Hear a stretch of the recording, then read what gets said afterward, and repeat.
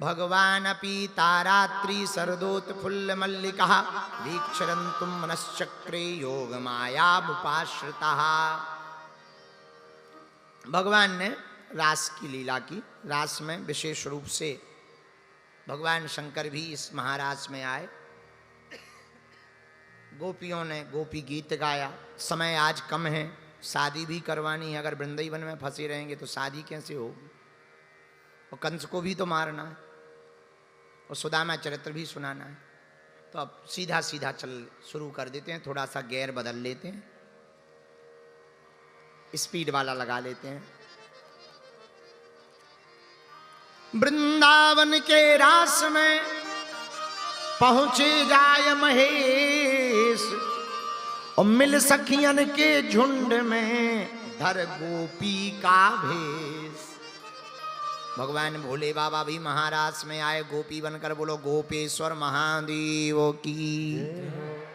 देखो बात सीधी सी है। गोपियां भगवान से कहती हैं हम तुम्हारी शरण में आ गए। भगवान बोली इतनी रात को क्यों आ गई? गोपियां बोली आप स्वामी हो इसीलिए हम आ गए। भगवान उनको डराते हैं, रात बहुत है, तुम्हारे पति इंतजार कर रहे होंगे, मारपीट करेंगे, सुबह से घर जाओ वापस। गोपियां बोली रहने दो महाराज, ऐसे ही ठीक है। ना ना वापस जाओ, पागल होगा, तुम्हारे बच्चे रो रहे होंगे, गायें रो रही होंगी, घर जाओ। गोपियां बोली महाराज एक बात बोले। बोलो। बोले एक कथा सुना रहे, सुनाओ। गोपियां बोली महाराज एक ब्राह्मण था, उसकी पत्नी ब्राह्मणी, और ब्राह्मणी बड़ी पतिव्रता। भगवान को कथा सुना रही हैं गोपियां। ब्राह्मणी बड़ी पतिव्रता, जब तक पति को भोजन ना करवा ले तब तक भोजन नहीं करती थी। और आज के जमाने में तो हनुमान जी बचाएं, बोलो सीताराम। नहीं आप लोग तो सही हो माताओं, ये तो हम वेस्ट इंडीज वालों की बात बता रहे हैं। ब्राह्मणी जब तक भोजन ना करवा ले तब पति को, तब तक भोजन नहीं करती। जब तक पति सो ना जाए तब तक सोती नहीं, पहले ही जाग जाएं, पूरी सेवा करें, पर पुरुष का चिंतन भी ना करें। गोपियां बोली महाराज सुनना ध्यान से। एक दिन ब्राह्मण बोला हमें विदेश जाना है कमाने के लिए। तो ब्राह्मणी बोली महाराज आप विदेश चले जाओगे, हमारा पतिव्रत धर्म नष्ट हो जाएगा। पता नहीं आप कितने बजे भोजन करोगे, पता नहीं आप कितने बजे सोओगे, और हम अगर पहले खा लेंगे पतिव्रत धर्म नष्ट हो जाएगा। तो ब्राह्मण ने कहा उसका उपाय है। बोले क्या? बोले हम एक मिट्टी की मूर्ति बना देते हैं अपनी। हम जब तक विदेश में रहेंगे तब तक तुम मिट्टी की मूर्ति को हमें ही मान करके पूजा करो। भोजन की थाली रख दी, चरण दबा दिए, फिर सो जाया कर। ये उपाय ठीक है। गोपियां बोली भगवान अब ब्राह्मणी मिट्टी की मूर्ति की कई साल तक पूजा करती रही। साल भर बाद, 2 साल बाद जब ब्राह्मण वापस आए तो दरवाजा खटखटाया। तो ब्राह्मणी ने आवाज दी कौन? उस वक्त ब्राह्मणी मिट्टी की मूर्ति के रूप में जो पति थे उन्हें भोजन करवा रही थी। तो बाहर से आवाज आई मैं तुम्हारा पति वापस आ गया हूं। गोपियां बोली भगवान अब ब्राह्मणी बड़ी दुविधा में फंस गई। बोले क्या? बोले अगर दरवाजा खोलने नहीं जाती है तो पति नाराज हो जाएगा, तो पतिव्रत धर्म नष्ट हो जाएगा। और यदि भोजन छोड़ करके जाती है तो अभी अभी मिट्टी के मूर्ति को जो अब तक पति मानती रही और अधूरा भोजन छुड़वा करके पवाने की जगह क्रम को पूर्ण किए बिना जाएगी तो भी पतिव्रत धर्म नष्ट हो जाएगा। अब बताओ क्या किया जाना चाहिए ठाकुर जी कि ब्राह्मणी का पतिव्रत धर्म बचा रहे? तो ठाकुर जी ने बड़ा गजब का जवाब दिया। पता है क्या बोले ठाकुर जी?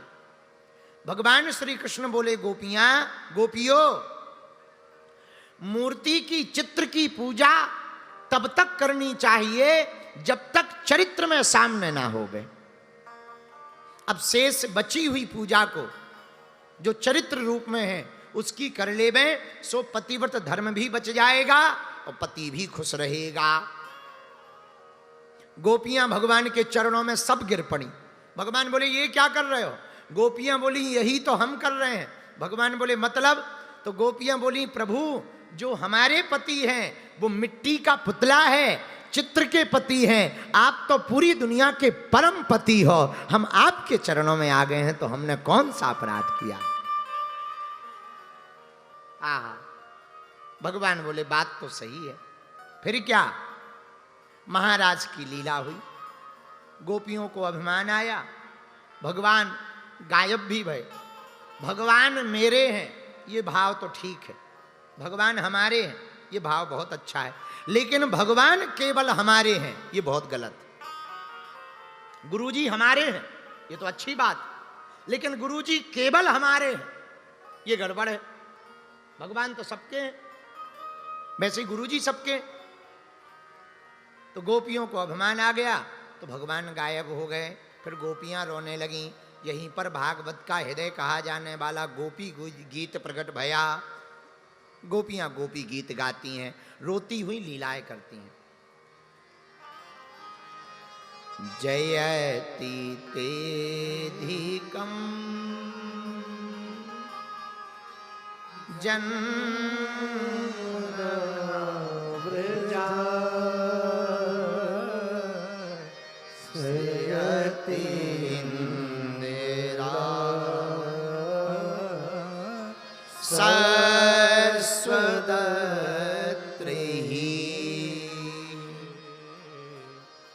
दयति दृश्यता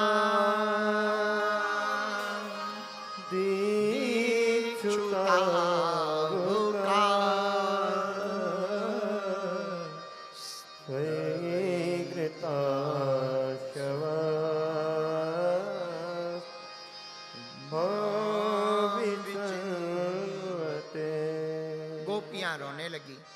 यह गीत को गोपी गीत कहा जाता है, इसे भागवत का हृदय कहा गया।